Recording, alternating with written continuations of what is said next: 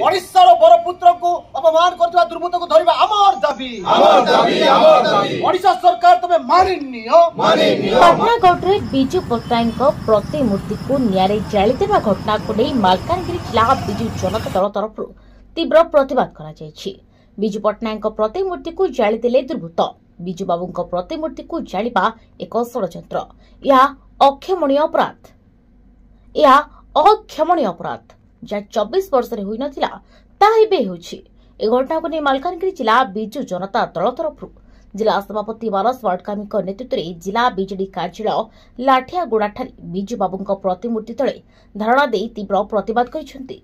महान जननायक प्रबाद पुरुष स्वाधीनता आंदोलन अन्यतम पुरोधा बिजू पट्टनायक प्रतिमूर्ति निया लगाइबा भली अत्यंत जघन्य और हीन कार्य आज 4.5 कोटी ओडिशावासी मर्माहत करिछि बोली कहिसेंति।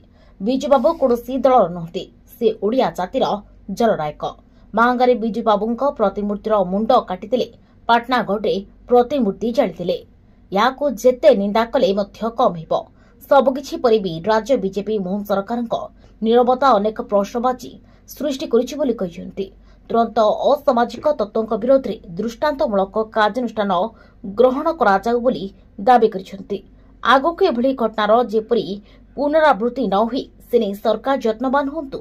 ए प्रतिवाद सभारे वरिष्ठ बीजेडी नेता और बिजू जनता दल समस्त कर्मकर्ता उपस्थित थे। मालकानगिरी ईश्वर आदंकी की रिपोर्ट, आदर्श न्यूज।